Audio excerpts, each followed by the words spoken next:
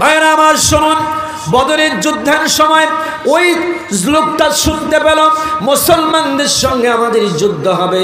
আসিফ ইবনে Hisham তরবারিটা হাতে নিয়ে ঘোড়ার পৃষ্ঠে সোয়ার হয়ে টান টান করে চলতে থাকলেন।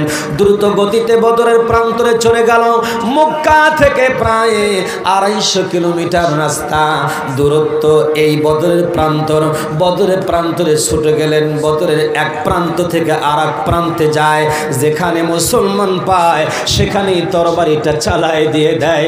মানুষকে মারতে মারতে, মুসলমানদেরকে মারতে মারতে একটা পর্যায়ে আসিফ ইবনে হিশাম ঘোড়ার পৃষ্ঠে তাকায় দেখতেছে সামনে হযরতে ওমর ইবনুল খাত্তাব রাদিয়াল্লাহু তাআলা। ওমর ইবনুল খাত্তাব তাকায় দেখতেছেন আমার ছোট্টবেলার বন্ধু, আমার খেলার সাথী আসিফ ইবনে হিশাম। আসিফ ইবনে হিশাম রে, তোর সাথে আমি কত মরুভূমির বালুতে খেললাম। আসিফ ইবনে হিশাম, তুই আমার ছোট্টবেলার খেলার সাথী, আমার মামা সম্পর্কে। আজ তুমি বদরের মাঠে এসেছো মুসলমানদের সঙ্গে, মোমেনদের সঙ্গে, নবীপন্থীর সঙ্গে, কোরআনওয়ালাদের সঙ্গে সংগ্রাম করার জন্য। আর আমি ওমর তোমার ভাগিনা এসেছি ইসলামের পক্ষে, দিন কায়েমের পক্ষে, দিন কায়েমের আন্দোলনে এই বদরের মাঠে। আসিফ ইবনে হিশামের তরবারির থেকে তখন রক্তগুলো, মুসলমানদের রক্তগুলো ফোটায় ফোটায় টপ টপ করে জমিনে পড়তেছেন। আসিফ ইবনে হিশামের এই তরবারির থেকে রক্ত পড়া দেখে ওমর ইবনুল খাত্তাব রাদিয়াল্লাহু তাআলা বিস্মিত হয়ে গেল। আহারে, আমার কত মুসলমান ভাইয়ের মাথা এই কাফের নামিয়ে দিয়েছেন, আমার কত মুসলমান ভাইয়ের রক্ত এই তরবারির থেকে ফোটায় ফোটায় পড়তেছে। সূরা আত-তাওবা, এই সূরাটি নাজিল হয়েছে মদিনায়। আমার সাথে কথা বলেন, কোথায়? সূরাটা নাজিল হলেন মদিনায়। কিছু সূরা নাজিল হয়েছেন মক্কায়, কিছু সূরা নাজিল হয়েছেন মদিনায়। মক্কার যে সূরাগুলা, এই সূরাগুলোতে 3টি বিষয়ের উপর আলোচনা। 1 নাম্বার তাওহীদ, 2 নাম্বার রিসালাত, 3 নাম্বার কিয়ামত। এই হলো মক্কি সূরার বৈশিষ্ট্য। মাদানী সূরাগুলোর আয়াত কিন্তু বড় বড়। মক্কি সূরার আয়াত ছোট ছোট, মাদানী সূরার আয়াতগুলা বড় বড়। এখন এই মাদানী সূরাগুলোর আয়াত বড়, মদিনার সূরাগুলোর বৈশিষ্ট্য কি? মদিনার সূরাগুলোর বৈশিষ্ট্য হলো আপনি কিভাবে ব্যক্তি জীবন চালাবেন, এর একটা আইন কানুন আছে না নাই? এই আইন ও কানুনগুলো আল্লাহ পাক মাদানী সূরার মধ্যে দিয়েছেন। ব্যক্তি জীবন চললো, এরপরে পারিবারিক জীবন তো চালাইতে হবে। এজন্য পারিবারিক জীবন কিভাবে চালাবেন সেই আলোচনাগুলাও মাদানী সূরার ভিতরে আল্লাহ পাক করেছেন। সুবহানাল্লাহ বলে। তাইলে আমরা যদি সূরা না পড়ি, না জানি, ব্যক্তি জীবনও চালাইতে পারবো না, পারিবারিক জীবনও চালাইতে পারবো না। সামাজিক জীবন, এই যে আমাদের একটা সুন্দর সমাজ, এই সমাজটা যদি আমরা পরিচালনা করতে চাই তাহলে একটা বিধিবিধানের প্রয়োজন আছে। সেই বিধানটাও আল্লাহ সুবহানাহু তাআলা পবিত্র কোরআনুল কারীমের ভিতরে দিয়েছেন। কোথায় দিলেন? মাদানী সূরাগুলোতে। তারপরে আপনি রাষ্ট্র পরিচালনা করবেন, রাষ্ট্রের যে দপ্তরগুলো আছে সকল দপ্তর সম্পর্কে আল্লাহ পাক আলোচনা করেছেন এই মাদানী সূরাতে। যেরকম সুবহানাল্লাহ। এখন বলেন তো, কোরআন শরীফের ভিতরে রাষ্ট্রের কথা আছে না নাই? কথা বলেন। কোরআন শরীফের ভিতরে রাষ্ট্রের কথা আছে না নাই? তাইলে আমরা যদি রাষ্ট্রনীতি নিয়ে কথা বলি, কিছু মোসারু, চাচারু, মদারু, গাজারু, ভাঙখোর, গাঞ্জাখোর, মদখোর, ঘুষখোর, জেনাখোর, এরা বলবে হুজুর কি জন্য রাষ্ট্রের কথা কয়? কথা বলে। হুজুর বলবে জুম্মার খুতবার কথা, হুজুর বলবে খিচুড়ির কথা, হুজুর বলবে খুরমার কথা, হুজুর বলবে আকিকার গোশত কয় ভাগ হবে, হুজুর বলবে কোরবানির চামড়া দিয়ে কি হবে, ভুটি দিয়ে কি হবে, এরপরে কোরবানির গরুর পা দিয়ে কি হবে, ওই পায়ের কয়টা লাথি দিলে কয়টা দোড়া হবে। এই ধরনের আলোচনা করবে হুজুররা। হুজুররা তো রাষ্ট্রের কথা বলা যাবে না। এরকম শয়তান প্রকৃতির লোক আছে না নাই? আরো জোরে বলেন। এরা হলো শয়তান। এখন বলবেন হুজুর শয়তান আপনি বললেন, এই গালিটা আপনি দিলেন কেন? এই গালি কি কোরআনে আছে? আমরা বলবো যে আছে, কারণ যারা কোরআন পড়ে নাই ওরা এটা দেখে নাই, যারা কোরআন পড়ছে তারা দেখছে। আলহামদুলিল্লাহ। আমি সারসংক্ষেপ কথা বলছি। এই সূরার ভিতরে আল্লাহ রাব্বুল আলামিন সূরাটি নাজিল করেছেন কখন? নাজিলকৃত সময়কাল হলো নবম হিজরি। কত হিজরি? জোরে কান, আরো জোরে। কোরআন শরীফ পড়বেন, এর শানে নজুল পড়বেন। নবম হিজরিতে এই সূরাটি অবতীর্ণ হয়েছে। আর আমি যে আয়াত পড়েছি এই আয়াতটিও মদিনাতেই অবতীর্ণ হয়েছে। এই সূরার কিছু কিছু আয়াত মতবিরোধ আছে, এগুলো মক্কাতেও কিছু আয়াত নাজিল হয়েছেন। তবে পুরা সূরাটির সারসংক্ষেপ, সার আলোচনা মদিনায়। সম্মানিত উপস্থিতি, মদিনায় যখন তাবুক যুদ্ধ হবে, কি যুদ্ধ? জোরে কন। তাবুকের যুদ্ধ হবে। এই তাবুকের যুদ্ধের সময়ে আল্লাহ তাআলা এই আয়াত অবতীর্ণ করছেন। তাবুকের যুদ্ধ হয় নাই, হবে। তাবুকের যুদ্ধ হয় নাই, যুদ্ধ হবে। এই কথা দ্বারা বোঝা যায় যে কোরআন শরীফের আয়াত যুদ্ধক্ষেত্রে অবতীর্ণ হয়েছে। এই কারণে মৌলবীরা, টুপিওয়ালারা, দাড়িওয়ালারা, জুব্বাওয়ালারা, নামাজিরা ওরা যুদ্ধের প্রশিক্ষণ নেয়, যুদ্ধনীতি তারা জানে, যুদ্ধের কৌশল তারা জানে। কারণ যিনি যুদ্ধের কৌশল, যুদ্ধ যিনি দিয়েছেন, যুদ্ধের কৌশলও তিনি দিয়েছেন। সুতরাং তার কৌশলের চাইতে পৃথিবীতে আর কার কৌশল উত্তম হতে পারে? আল্লাহ পাক তো আলেমদের মাথার ভিতরে কোরআনের জ্ঞান দিয়েছেন। এদের সাথে যুদ্ধ করে নাস্তিক, মুরতাদ, বেঈমান, কাফের, মুশরিকরা কখনো বিজয়ী হতে পারবে না যদি তারা কোরআনুল কারীমের এই নীতিমালাকে পরিপূর্ণ অনুসরণ করে। সুবহানাল্লাহ বলে। আমরা কি করতে রাজি আছি? এখন আসেন, যুদ্ধ হবে ঠিক ওই সময়। আমরা এই আয়াতের কিন্তু ব্যাখ্যা দেই বিভিন্ন সময়ে বিভিন্নভাবে। পীর সাহেবরা দেয় তাদের মত অনুযায়ী, তবলিগ জামাত দেয় তাদের চিন্তা চেতনা অনুযায়ী, তাদের কাজের উপরে, জামাত ইসলাম দেয় তাদের ব্যাপারে, এরপরে আহলে হাদিস দেয় তাদের ব্যাপারে, হানাফিরা দেয় তাদের ব্যাপারে, শাফিঈরা দেয় তাদের ব্যাপারে। যে যেই মতাদর্শের আয়াতের ব্যাখ্যাটা তার দিকে নিসবত করে, ঠিক কিনা? টেনে নিয়ে যায় ওই দিকে। কুল্লু শাইইন ইরজিই ইলা আসলিহি, প্রত্যেক বস্তু তার মূলের দিকে ধাপিত হয়। কেউ যদি সুন্নি হয় ওই দিকেই নেয়, কেউ যদি শাফি হয় ওই দিকেই নেয়, কেউ যদি মালিকি হয় ওই দিকেই নেয়। যে যেই মতের আয়াতের ব্যাখ্যা নিয়ে যায় ওই দিক। আসলে কি সেই দিক যাবে না সঠিকভাবে এটা সকল মুসলমানদের জন্য কোরআনুল কারীমের আয়াতের আলোচনা সম মর্যাদা, সম অধিকার পাবে? খুব খেয়াল করেন, তাবুকের যুদ্ধ হবে মদিনায়। এখন নবীজি ঠিক ওই সময়ে আমাদের দেশে যেমন ধান পাকে, ধান পাকার পরে যদি বেশি দিন রাখেন তাহলে ধান কি ধানের গাছের সাথে থাকবে? থাকবে না। আবার ওই ধান কেটে যদি আপনি জমিতে রেখে আসেন তাও থাকবে না। মক্কার একটা আবাদ ছিল খেজুর। খেজুর পাকে একবারে টকটকা হয়ে গেছে।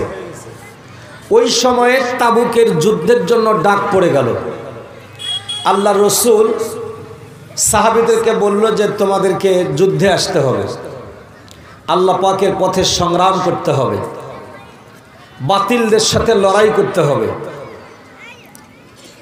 তখন লোকেরা বলতেছে এই সময় খেজুরের গাছে খেজুর পাকে টকটকা হয়ে গেছে, টপ টপ করে দুই একটা পড়তেছে, এই সময় কি যুদ্ধে যাওয়া সম্ভব হবে?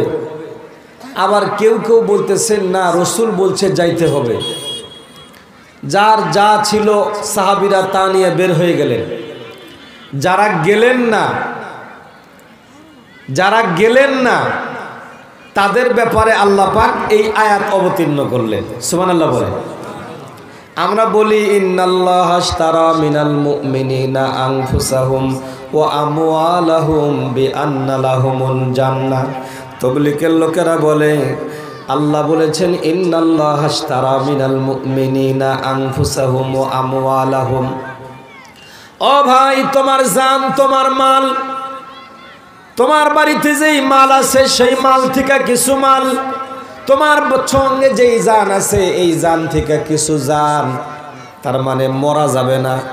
জানটা নিয়ে বাড়ির থেকে বের হয়ে যাও, মালটা নিয়ে বাড়ির থেকে বের হয়ে যাও। 7 দিন 40 দিন 1 চিল্লা 2 চিল্লা জীবন চিল্লা দিলে আল্লাহ পাক বিনা হিসাবে বিনিময়ে আল্লাহ তার জান্নাত দেবে। সুবহানাল্লাহ কয় ফেলাইলো। এরপরে আয়াত তোর শুনলো না। এরপরে কি আছে? পরের আয়াতটা শোনার দরকার আছে না?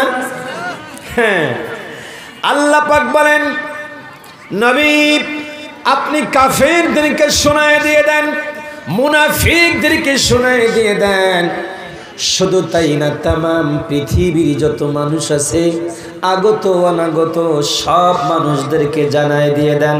কোরআনুল কারীম এমন একটি মেসেজ আল্লাহ পাক দিয়েছেন, পৃথিবী যতদিন থাকবে এই কোরআনুল কারীমের মেসেজ প্রতিটি মানুষের জন্য কার্যকর হবে।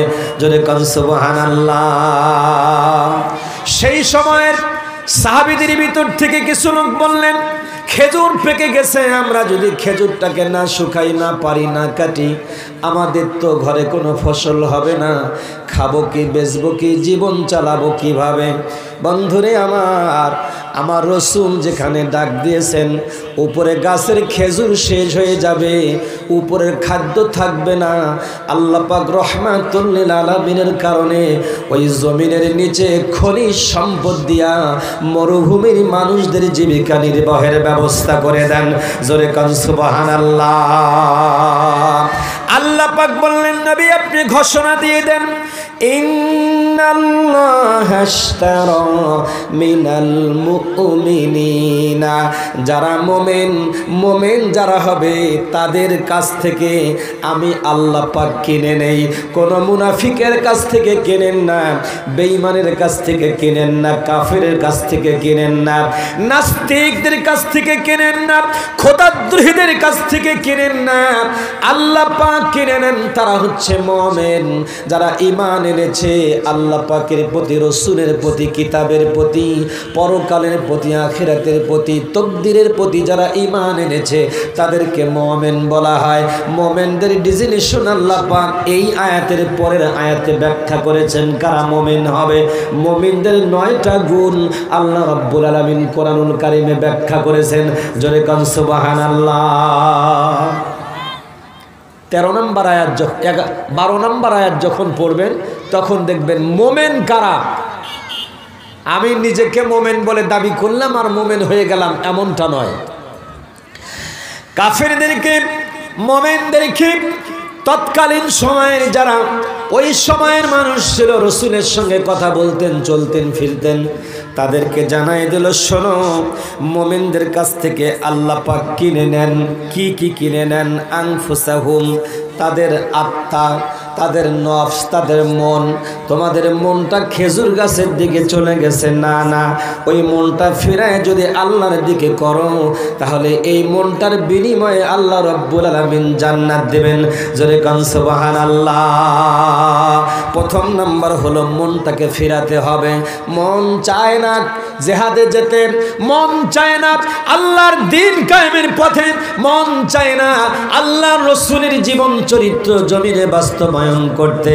আমরা কত বলি ভাই আল্লাহর দিন কায়েমের আন্দোলনে আসেন, লোকটা মনে মনে ভাবে আমি যদি দিন কায়েমের আন্দোলনে যাই মানুষ আমাকে মৌলবাদী বলবে, মানুষ আমাকে জঙ্গিবাদী বলবে, মানুষ আমাকে মোল্লা বলবে, মানুষ আমাকে জামাত ইসলাম বলবে, মানুষ আমাকে খেলাফতে ইসলাম বলবে, মানুষ আমাকে চরমনাই বলবে, মানুষ আমাকে সরসেনা বলবে, ইত্যাদি ইত্যাদি।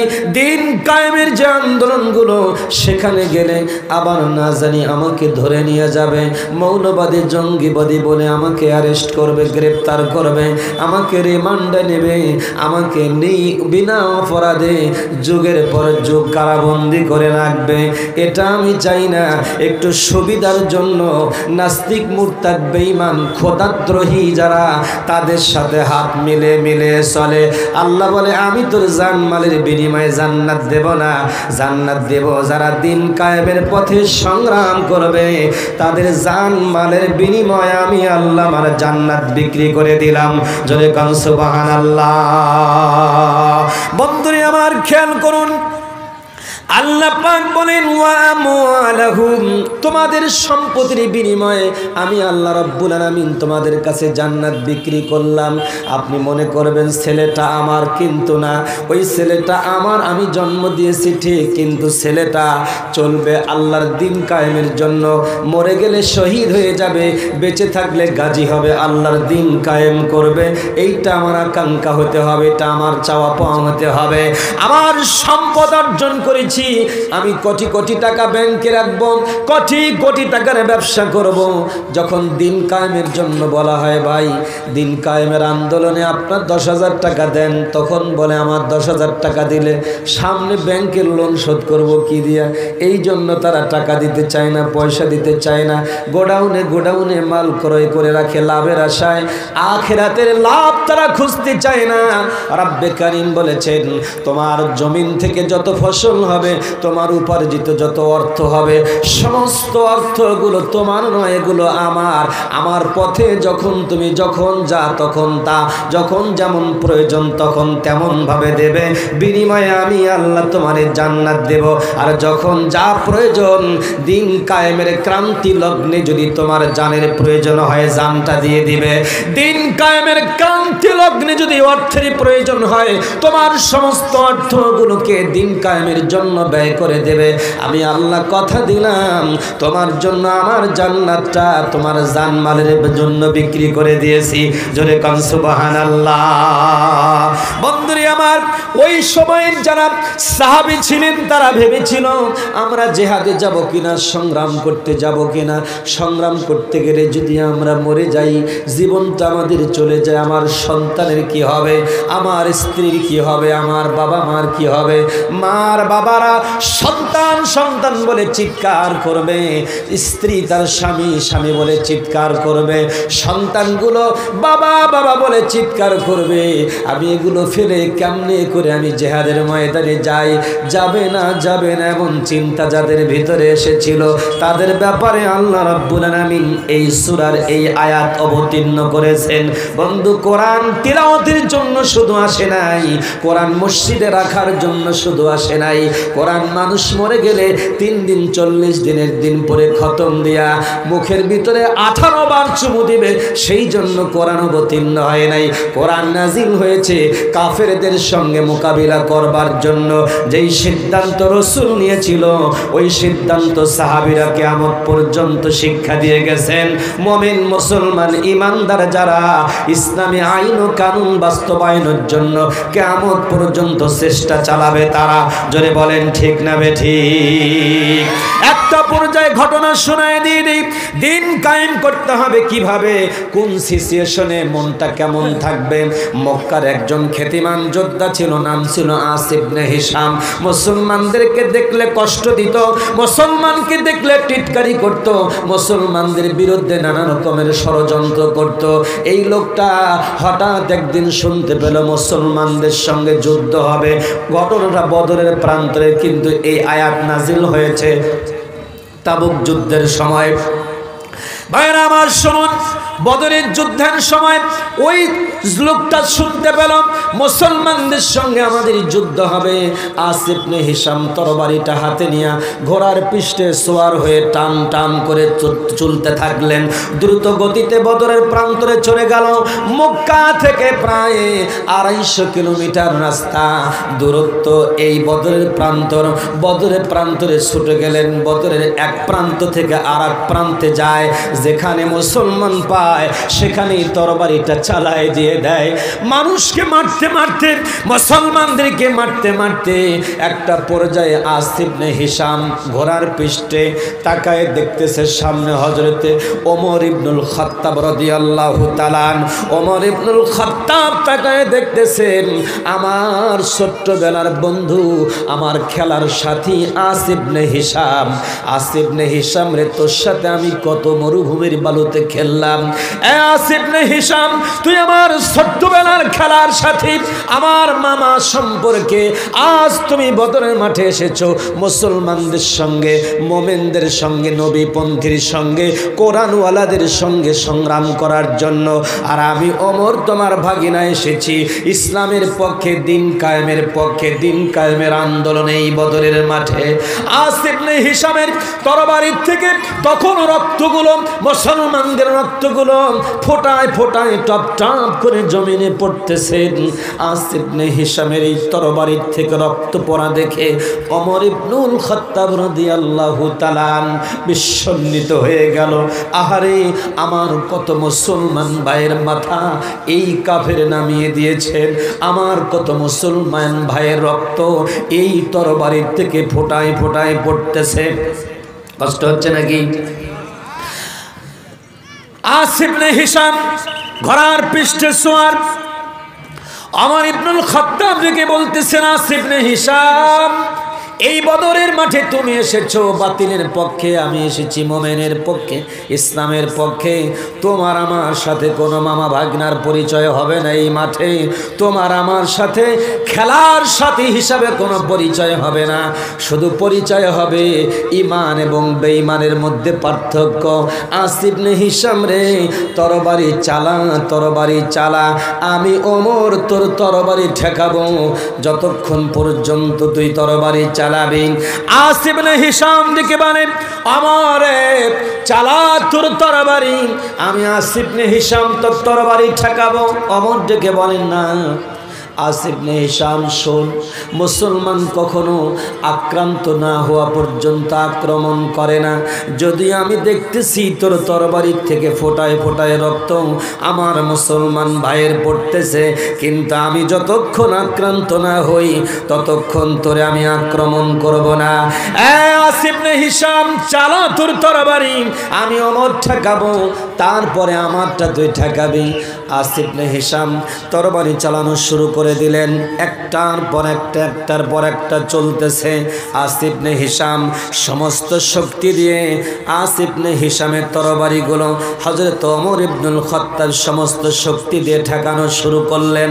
আসিফ ইবনে হিশামের পালা যখন শেষ হয়ে গেল, ওমর রাদিয়াল্লাহু তাআলা একটা হুঙ্কার দিয়ে বললেন, এক কাফের আসিফ ইবনে হিশাম, এবার তুমি প্রস্তুতি নিয়ে নাও আমার তরবারির আঘাত ঠেকাবার জন্য। হযরত ওমর ইবনুল খাত্তাব তরবারি চালানো শুরু করলেন। একটা পর্যায়ে হযরতে ওমর রাদিয়াল্লাহু তাআলা আনহুর তরবারির আঘাতে ঘোড়ার পৃষ্ঠ থেকে জাহান্নামের গর্তে চলে গেলেন। বন্ধুরা আমার, বুঝাতে চাইলাম বদরের মাঠে মামা ভাগনার পরিচয় হয় নাই, খেলার সাথীর পরিচয় হয় নাই, পরিচয় হয়েছেন হক এবং বাতিলের সঙ্গে। আমাদের মধ্যেও পরিচয় হলো কোরআনের পক্ষে আর কোরআনের বিপক্ষে, দিন কায়েমের পক্ষে আর সেকুলারিজমকে বাস্তবায়নের পক্ষে যারা কাজ করবে তাদের বিরুদ্ধে আমাদের সংগ্রাম হলো কোরআনুল কারীমের আইন, রাসূলের 63 বছরের আদর্শ বাস্তবায়ন করা। এতে যদি আমার ভাই আমার বিরুদ্ধে যায়, সংগ্রাম আমার তার সঙ্গেই করতে হবে, ঠিক কিনা? লিল্লাহে তাকবীর, লিল্লাহে তাকবীর। বন্ধুরা আমার শুনুন, আল্লাহ রাব্বুল আলামিন বলেন, এই সংগ্রাম করতে যাবে তাবুক যুদ্ধের সংগ্রাম করতে গিয়া, জিহাদ করতে গিয়া তোমাদের পরিণতি কি হবে এটা আল্লাহ পাক জানেন কি জানেন না? কথা বলেন। আল্লাহ পাক জানেন, কিন্তু বান্দাদেরকে সান্ত্বনা দিচ্ছে, বান্দারা শোনো, তোমরা যে খেজুরের গাছে খেজুর রেখে স্ত্রী পরিবার পরিজন আত্মীয় স্বজন মা বাবা সম্পদ রেখে এই তাবুক যুদ্ধে চলে যাবে, তোমাদের কি হবে সেটা আমি আল্লাহ তোমাদেরকে জানাই দিতেছি, তোমরা শোনো। আল্লাহ পাক বলেন ইউকাতিলুনা ফি সাবিলিল্লাহ। আল্লাহু আকবার। ইউকাতিলুনা ফি সাবিলিল্লাহ, যারা আল্লাহর পথে সংগ্রাম করবে। ইউকাতিলুনা, এই কাতিলুনা শব্দের অর্থ হত্যা করা নয়, জব করা নয়, এর অর্থ হচ্ছে সংগ্রাম করা, জিহাদ করা, প্রতিপক্ষের সঙ্গে শক্তি প্রয়োগ করে ইসলামের পতাকাকে ছিনিয়ে নিয়ে আসা। যদি বলেন ঠিক কিনা? সুতরাং ইসলামের পক্ষে, ইসলামী শক্তিকে, ইসলামী রাজত্বকে কায়েমের জন্য সংগ্রাম করার দরকার আছে না নাই? কারা কারা প্রস্তুত? কারা কারা প্রস্তুত? লিল্লাহি তাকবীর, লিল্লাহি তাকবীর, লিল্লাহি তাকবীর। সম্মানিত উপস্থিতি,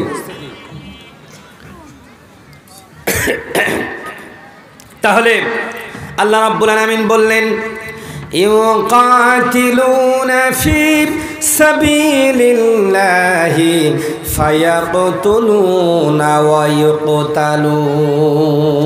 আল্লাহু আকবার। এখানে ইউকাতিলুনা সংগ্রাম করবে, আর এই সংগ্রাম করতে গিয়া ফায়াকতুলুনা হত্যা করবে, ওয়া ইউকতালুন হত্যা হবে, হয় মারবেন হয় মরবেন। সংগ্রাম করতে গেলে জীবন যাইতেও পারে, জীবন থাকতেও পারে। সংগ্রাম করতে গিয়া মৃত্যু হবে, শহীদ হবে। এইটা আল্লাহ পাক জানাই দিয়েছেন যে তোমরা যে জান্নাত পাবা, জান্নাত তো এমনি এমনি হবে না। অতএব আল্লাহর দিন কায়েমের পক্ষে তোমরা যদি সংগ্রাম করতে যাও, সুতরাং এই আমাদের মাথার উপর থেকে 17 বছরের জগদ্দল পাথর স্বৈর শাসককে নামাইতে গিয়া আমার দেশের দামাল যুবকেরা যে জীবন দিয়েছেন, আল্লাহ পাক বলেছেন বিনিময়ে আমি আল্লাহ তোমাদেরকে জান্নাত দিব। চিৎকার করে বলেন আল্লাহু আকবার। সুতরাং তাদের ব্যাপারে নিশ্চিত, যে কোনো কৌশল করে কোরআন পরিপন্থী শক্তিকে উৎখাত করেছেন। এখন আমাদের কাজ বসে থাকলে হবে না। যেই কারণে ষড়যন্ত্রের জালকে ভেঙে চুরে চুরমাচার করে দেওয়া হয়েছে, ওইটাকে আবার নস্যাৎ করে দিয়া আল্লাহর দিন, আল্লাহর ইসলাম, রাসূলের আদর্শকে বাস্তবায়ন করতে হবে। এক চোর দিয়ে আর এক চোর ঢুকানো যাবে না, ঠিক কিনা? আমি আপনাদেরকে, আমার 4 মিনিট সময় আছে, এই আয়াতটা সামনের দিকে না যায় ছোট্ট একটা উদাহরণ দিয়ে আমি আমার আলোচনা শেষ। প্রতি জুমায় তো আপনারা আলোচনা শুনেন। আচ্ছা বলেন, এই যে চেয়ারের মধ্যে এমপি, মন্ত্রী, পুলিশের অফিসার, দারোগা, এসআই, এএসআই, তারপরে আপনার তদন্ত ওসি, এরপরে ওসি সাহেব, তারপরে হলো আপনার পুলিশ সুপার, এরপরে হচ্ছে আমাদের ইউনো মহোদয় থেকে শুরু করে উপরে যত অফিসার সরকারি চাকরি যারা করেন, আর সরকারের যারা নির্বাচিত মন্ত্রী হয়, এমপি হয়, উপজেলা চেয়ারম্যান হয়, চেয়ারম্যান হয়, তারা ক্ষমতার চেয়ারে বসার পর এই 17 বছর আমরা না, বিগত এই 53 বছরে আমরা দেখেছি। আমার বয়স 53 না, কিন্তু ইতিহাস তো কিছুটা জানি। এই সময়ের মধ্যে যারাই যখন যেভাবে ক্ষমতার চেয়ারে বসছেন, বসার পরে তার কাজ হলো হয় কিছু ভবন তৈরি করেছেন, না হলে কোনো উল্টাপাল্টা সিস্টেম করে দেশের টাকা কলমের খোসা দিয়া চুরি করে করে করে করে করে করে বিদেশে বেগম পাড়া বানাইছে। আসতে বললেন কেন? ওরা কি আপনার ভাই হয়? তা আসতে বললেন যে বেগম পাড়া বানাইছে না বানায় নাই? এটা মনে হয় শাইখুল হাদিস মুফতি, যারা বেগমপাড়া বানাইছেন তারা কি শাইখুল হাদিস? কোন শাইখুল হাদিস টাকা চুরি করে নাই, কিন্তু শাইখুল হাদিসদের হাতে হ্যান্ডকাপ দিয়া কারাগারে বন্দী করা হয়েছে, ঠিক কিনা? আল্লাহ আমাদেরকে ধরে অ্যারেস্ট করে দিনের পর দিন, রাতের পর রাত রিমান্ডে দেওয়া হয়েছে, কিন্তু মশারু মদারু গাজারু মাগিবাস তাদেরকে ছেড়ে দেওয়া হয়েছে, ঠিক কিনা? এরা কারা করলেন? করলেন কারা? আমি আপনাদেরকে বোঝাতে চাই, ভাইয়েরা আমাদের গ্রামে চুরি করে হাড়ি পাতিল চোর, মুরগি চোর, ছাগল চোর, সাইকেল চোর, এই চোরগুলো পেটের দায়ে সঙ্গত কারণে চুরি করছে, তার ধরে যে কত পিটন পিটি। যারা ক্ষমতার চেয়ারে বসে বেতন পায়, বোনাস পায়, ওভার টাইমের টাকা পায়, বিদেশ সফরের টাকা পায়, তারা যে কলমের খোসা দিয়া কোটি টাকা চুরি করলে এরা কিসের অভাবে? কথা বলে বোঝা গেল এদের একটা অভাব না, এদের স্বভাব। এদের অভাব না, এদের কি? একজন করছে অভাবে, একজন করছে স্বভাবে। এই যে মোবাইল চায়না কোম্পানির, ক্যামেরাটা নষ্ট হয়ে গেছে, তো যদি লাগাইতে যান ঝাড়বাড়ি নিয়ে মেকানিক দিবেন, বলবে যে এই স্যামসাং কোম্পানিরই একটা ক্যামেরা এখানে লাগাইতে হবে, অন্য কোম্পানি দিলে চলবে না। তো যখন লাগাই দেয় চালু।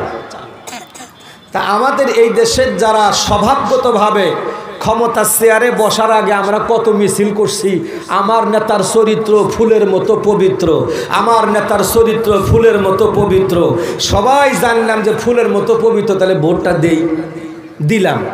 দেওয়ার পরে দেখি এখন খালি আমাদেরই টাকা চুরি করে, আমাদেরই টাকা চুরি করে, আমাদেরকেই ধরে নিয়ে যায়, আমাদেরকেই জেলে ঢুকায়। কথা বলে ঘটনাটা কি? এই লোকটা কোনো না কোনো স্কুলে পড়ছেন, কোনো না কোনো কলেজে পড়ছেন, কোনো না কোনো বিশ্ববিদ্যালয়ে পড়ছেন। এদের লেখাপড়ার যেই জ্ঞান, ওর যে স্যার আছিল, ওই স্যারে আবার 5 লাখ টাকা ঘুষ দিয়ে ঢুকছে, ঢুইকা নানা রকমের চুরি চামারি করে টাকা তুলছে। এর জন্মটাই হয়েছে চুরি দিয়ে। কথা বলে না?